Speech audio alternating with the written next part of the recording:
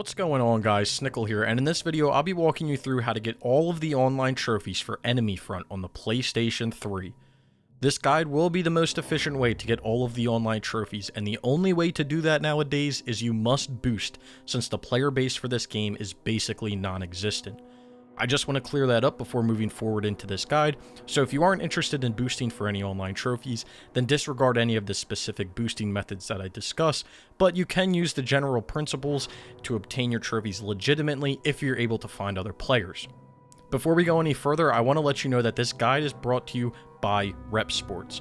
Rep Sports provides all kinds of workout and energy supplements that you can use to help get you through gaming, boosts, workouts, or just your day-to-day life. I personally enjoy their Raise Energy line of product, which is a zero sugar energy drink that helps me to get through my never-ending backlog of games. If you're interested, there's a link to their site in the description below. If you decide to buy anything, be sure to use coupon code Snickel at checkout to get 15% off your entire order. Anyway, let's get back to your regularly scheduled programming. Enemy Front has a total of 10 online trophies. You'll need 4 players for a majority of the playtime, so I would advise to find 4 dedicated people to get this done. Most trophies can be earned in private matches, but a majority of the time will have to be spent in public lobbies. This is because XP cannot be earned to level up in these private matches. Luckily, there are not many people playing this game, so your encounters with randoms should be left to a minimum. In order to complete all of the online trophies, it can take around 10 hours depending on how long the miscellaneous trophies will take, but a majority of this time will go to leveling up in the public lobbies.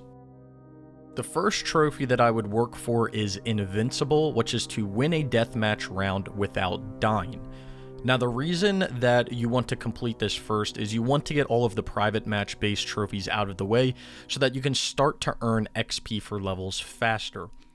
You'll want your host to set up a deathmatch game and set the kills to the least amount and just get 4 of these matches done for each person. Luckily with the game, when matches are over, the game will just automatically start a brand new match with the same map and settings. Make sure that when it's your turn that you are the only one getting kills and that you do not die. Also, make sure that all of your kills are headshots to work towards another trophy that we'll discuss later on. When completing your first match, you should also earn the trophy Soldier, which is to play any multiplayer match. Once all 4 players have those 2 trophies, you can now start up a new game and create a team deathmatch. Set the score limit to 1000 to allow 1 player to get 10 headshots each game. You want to let 1 player get all 10 headshots, and when that happens for about 10 different matches, you should earn the trophy Bronze Star, which is to become the most valuable player in 10 team deathmatches. While you are getting the most valuable player, you will also be getting headshots as well. Since you need 9 to 10 headshots to win, and there are 10 matches that you'll be playing to get these headshots, then you should exceed 100 total headshots, which will then earn you the trophy Sniper. If you still need a few more headshots, you can easily get them while going for XP or other trophies, and you should easily exceed the amount of 100 headshots needed. For this section, there is no need to play radio transmission, since this will be the mode that will be used to boost the XP in public matches. Now, for the 10 MVPs in team deathmatches, you are going to have to do 40 matches total because you will need to do 10 matches per each player. But with the 1000 point limit or 9 to 10 headshots, this should take you no time at all to get it done for everybody. Now let's get into working towards the trophy Jackpot, which is to obtain all medals in Deathmatch, Team Deathmatch, and radio transmission modes. The big twist to this is that all of these need to be done in public matches. There are 3 tiers of medals: gold, silver, and bronze, with 3 medals in each tier, 1 for each game mode. Starting off with the first tier for each medal, which requires playing Deathmatch. First, for Gold 1 is to stay at the top of the scoreboard for an entire deathmatch round. Just be the only one getting kills. For Silver 1, you must get 5 melee kills in a single deathmatch round. Again, this can be combined at the same time with Gold 1. And for Bronze 1, you must get a 5 kill streak in a single round of deathmatch, which again can be combined with Gold and Silver 1. There should only need to be 4 rounds of deathmatch played, one for each player in your group. Now we have the second tier for each medal, which will require you to play Team Deathmatch. For Gold 2, you must get 5 Team Deathmatch wins in a row. For Silver 2, you must be the MVP for a Team Deathmatch round. And for Bronze 2, you must kill an enemy that killed a teammate within 5 seconds in Team Deathmatch. With 2 people being on a team, you should be able to complete all of these in 10 matches of Team Deathmatch after each team gets their 5 win streak. Just remember that each player must get an MVP, and you must also avenge someone killed within 5 seconds for those other 2 medals. Now we get into the last tier of medals, which requires playing radio transmission. Gold 3 is to break the enemy transmission every time in a single round.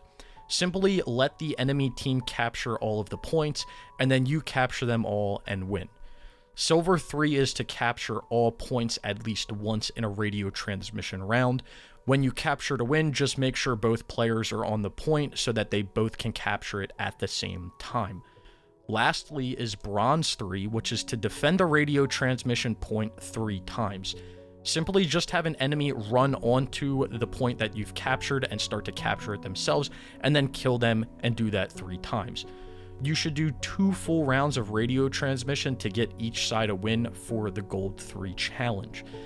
After completing all of those medals, you should then earn the trophy. There will need to be approximately 16 total rounds played throughout all of the game modes to complete all of the medals. Also, since we played N1 radio transmission for the first time, you will earn the trophies Seen Them All, which is to play all multiplayer modes, and Victorious, which is to win a match in every multiplayer mode.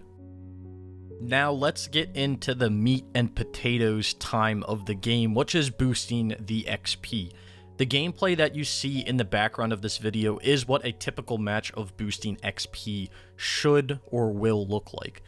The goal is to play radio transmission on barricades and just continue to run and capture the points right after the enemy does. When you capture all the points once, you will earn an extra 1,000 points for capturing.